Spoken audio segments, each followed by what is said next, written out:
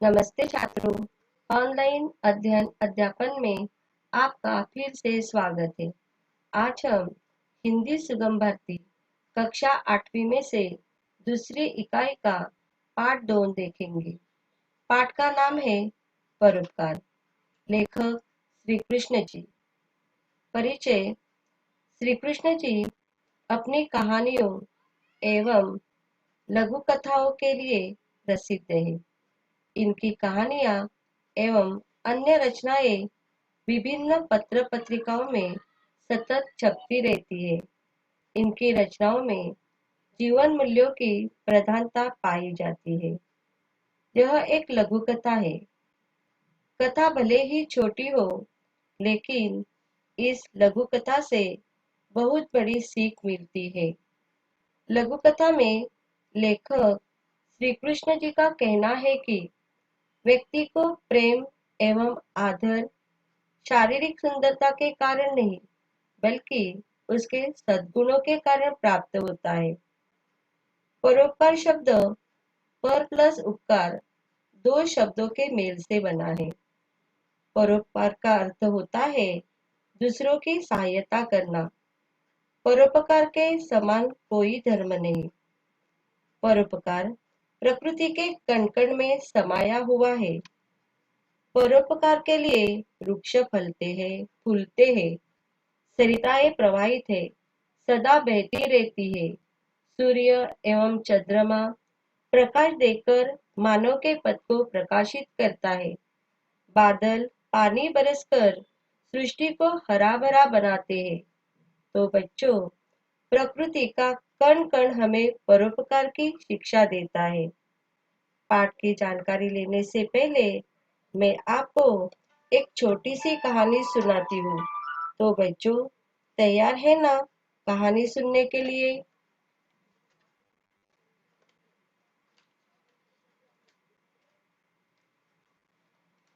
कहानी का नाम है परोपकार।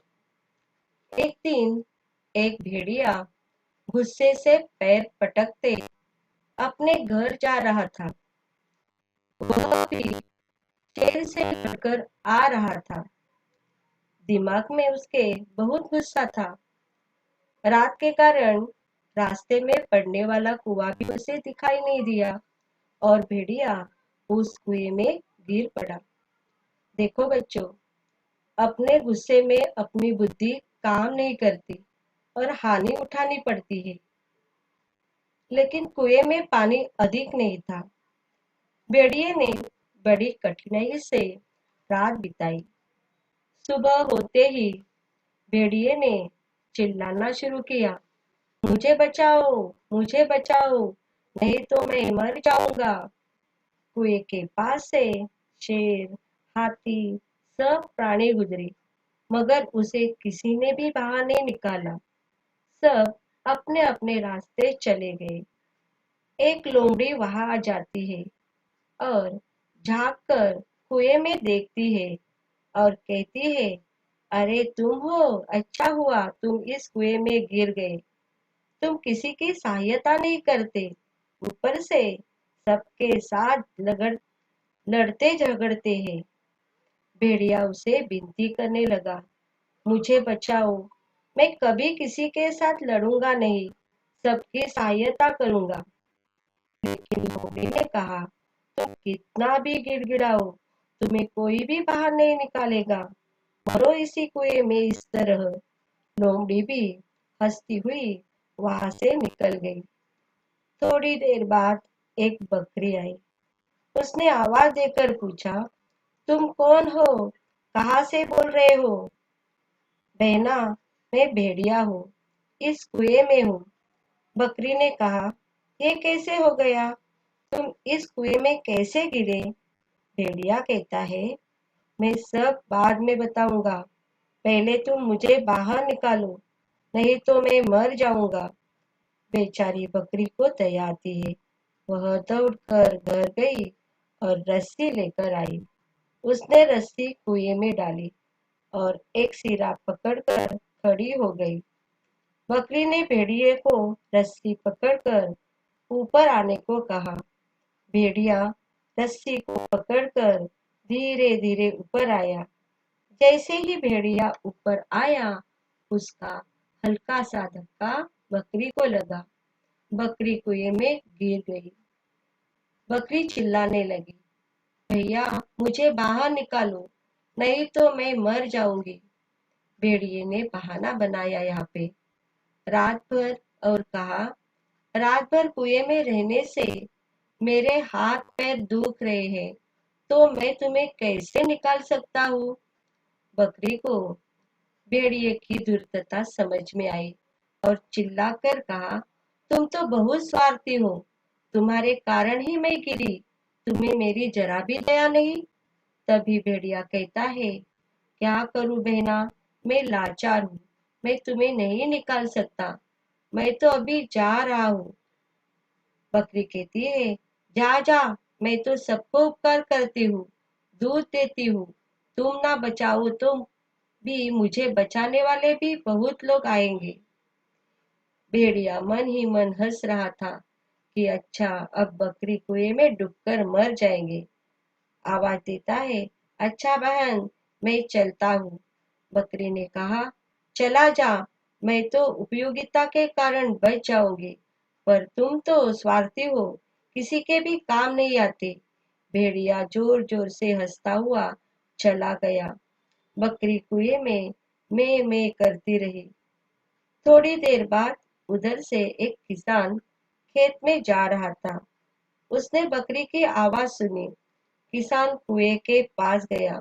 उसने कुएं में बकरी को देखा। बकरी ने किसान को बाहर निकालने के लिए कहा।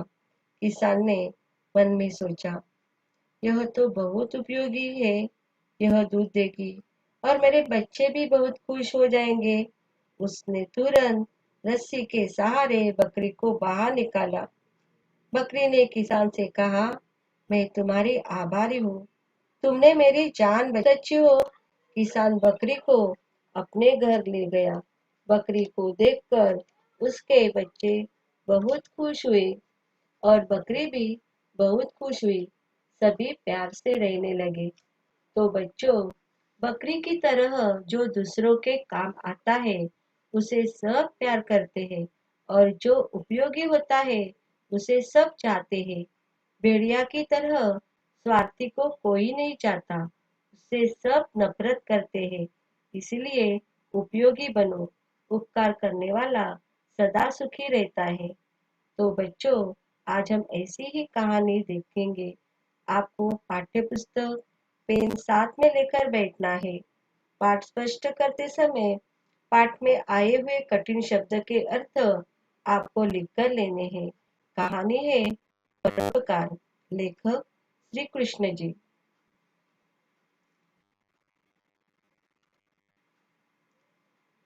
कहानी पढ़ते हैं।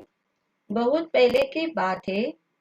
एक गांव में फूलों की क्यारियां चारों तरफ सुगंध फैला रही थी। क्यारिया का अर्थ है आयताकार या चौकार स्थान जिसमें फसल उगाई जाती है या फूलों के पौधे लगाए जाते हैं। इसे हम फूलों की बाग भी कहते हैं। उसमें कई प्रकार के रंग बिरंगे सुगंध देने वाले फूल होते हैं। फूलों से मधु इकट्ठा करने के लिए मधुमक्खियां फूलों पर मंडरा रही थी। फूल यानी सुमन और मधु यानी शहद। मंडराना यानी किसी वस्तु आदि के आसपास घूमना यानी चक्कर काटना। बच्चों, आपको पता है कि जहाँ फूलों की क्यारियां होती है, फूलों का बगीचा होता है, तो वहाँ फूलों पर तितली या भंवरे और अनेक छोटे मोटे कीटक दिखाई देते हैं।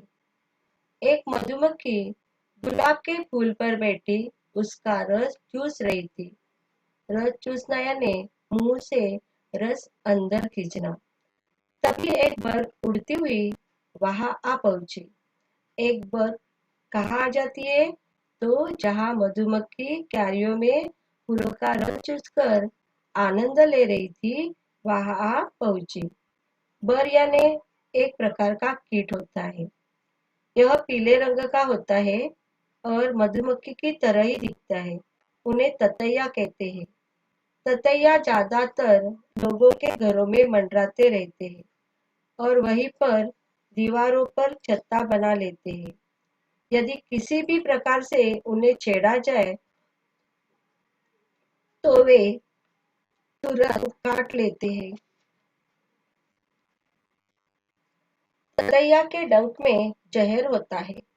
जब वह काट लेती है तो उस भाग पर दर्द, जलन और सूजन होती है। बर को अपने रंग रूप पर बड़ा घमंड था, यानी बहुत अहंकार था। मधुमक्खी को देखकर जल भूल गई। जल भूल जाना यानी क्रोध या ईर्ष्या से अत्यंत दुखी होना। बर ने मधुमक्खी से कहा, हम दोनों में बहुत समानता है। हम दोनों के पंख हैं, हम दोनों उड़ सकती है, हम दोनों फूलों का रस चूसती है, हम दोनों डंक भी मारती है। फिर क्या कारण है कि मनुष्य तुमको पालते हैं और मुझे दूर भगाते हैं? वैसे तुमसे अधिक सुंदर भी हूँ। मुझे बताओ कि मनुष्य मेरे साथ ऐसा क्यों करते हैं?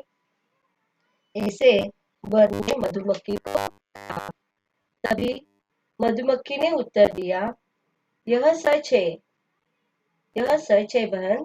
तुम रंग बिरंगी हो, उड़ती भी हो, परंतु फिर भी तुम्हारा आदर नहीं होता। इसका कारण यह है कि कोई भी प्राणी सुंदरता के कारण नहीं, अपने अच्छे गुणों के कारण आदर पाता है। मनुष्य उन प्राणियों का ही आदर करते हैं जो परोपकारी होते हैं, दूसरों को दुख नहीं पहुंचाते हैं। तुम सुंदर हो, परंतु मनुष्य को केवल कष्ट देती हो। तुम उन्हें डंक मारती हो। तुम्हारे डंक मारने से सूजन आ जाती है, बहुत दर्द होता है। मैं उन्हें मीठा शहद देती हूँ, मैं उनके काम आती हूँ। यही कारण है कि वे मुझे पालते हैं और तुम्हें दूर भगाते हैं।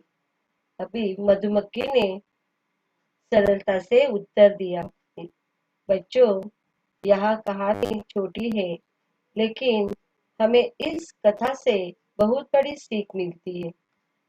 बच्चों, मनुष्य गोरा हो या काला हो, इससे मतलब नहीं, उसके विचार व आचरण सुंदर होने चाहिए। व्यक्ति सुंदर होने से कुछ नहीं होता। किसी की भलाई में उसके विचार और चरित्र की सुंदरता ही अहम रखती है। परोपकार की भावना को लेकर चलने वाला ही आगे बढ़ता है। परोपकारी विपत्ति के समय काम आने वाले और सद्गुणी व्यक्ति सभी को अच्छे लगते हैं। दूसरी ओर सुंदर है पर मुंह से कुछ निकले और भीतर कुछ रखे, ऐसे स्वार्थी लोग दूसरों को कष्ट देते हैं। ऐसे लोगों को कोई पसंद नहीं करता। सभी लोग ऐसे लोगों से दूर रहना चाहते हैं। तो बच्चों, हमें सद्गुणों को ग्रहण करना चाहिए। स्वार्थ से दूर रहकर परोपकार को अपना धर्म बना लेना चाहिए। आपको कहानी पसंद आई होगी। ऐसी लघु कथाएं आपको पढ़नी है। पशु पक्षियों के माध्यम से हम अनेक नैतिक मूल्य सीखते हैं और हमारा मनोरंजन भी होता है। नीचे मैंने शब्दार्थ दिए हैं, आपको शब्दार्थ लिख कर लेने हैं। शब्दार्थ, क्यारियां, खेतों में मेंढों से घिरे स्थान जिनमें पौधे उगाए जाते हैं। मंडराना, किसी के चारों ओर घूमना। बर, ततैया नाम का उड़ने वाला कीड़ा। परोपकार, दूसरों के हित का काम। डंक, मधुमक्खी, बर आदि का जहरीला कांटा। दंश।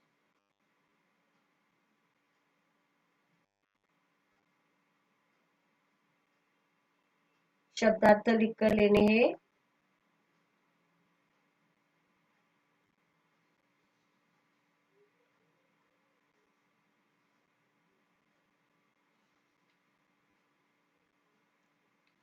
धन्यवाद।